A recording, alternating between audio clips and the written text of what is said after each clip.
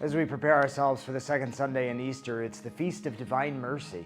And God's mercy is eternal, but in a particular way, we celebrate it on this Sunday after Easter Sunday, kind of bookending this week of solemnity. So, we hear in the readings, Jesus coming back, and appearing to the apostles, and we hear the encounter with Thomas, and him grappling with his doubts, and we also hear essentially the institution of the sacrament of confession.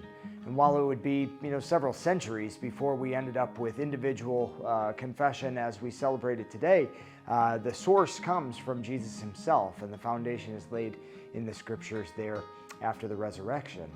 And so we have this great mercy. And I say it all the time. I probably repeat myself every year, but I love the understanding of the word mercy coming from the Latin word misericordia, meaning to give one's heart to the miserable. And how do you do that? You can't just give it from afar, although it may be helpful to call someone, to send a letter. Those are good things, or aid in some way. But, to really give one's heart to the miserable, you enter into their misery. Not that you make yourself miserable, but you walk the journey with them. And Jesus proves to us, as he proved to the disciples, that he enters into the mess of this world and walks it with us. Yes, his mercy is so much about forgiveness. It is so much about what we experience in the sacrament.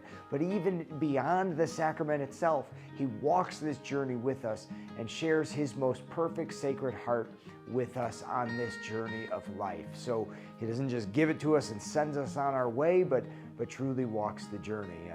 And this image is the one that Saint Faustina received from the Lord. And it's kind of become one of those just trademark images that, for those who have encountered the Lord in his mercy and really trust in him, there's something about this image that just brings such a sense of peace to them. And so, on Divine Mercy Sunday, we'll have an opportunity after the 5 o'clock Mass to venerate the image and, hear a talk about Divine Mercy from Father Rob Galea as well. But, I just encourage you to take this time as we walk through these 8 days following Easter Sunday.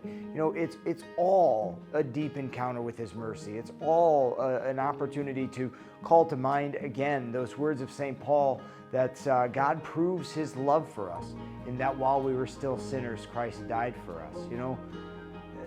That doesn't end. That grace doesn't end. He continues to pursue us again and again and again in the midst of all of our struggles, in the midst of our miseries. He enters in and walks with us. Yeah, sometimes you need the particular sacrament of confession, but his mercy, his grace is always with us on the journey. Celebrate that this weekend as you enter into the readings, as you enter into the liturgy, and just take him with you wherever you go on this journey.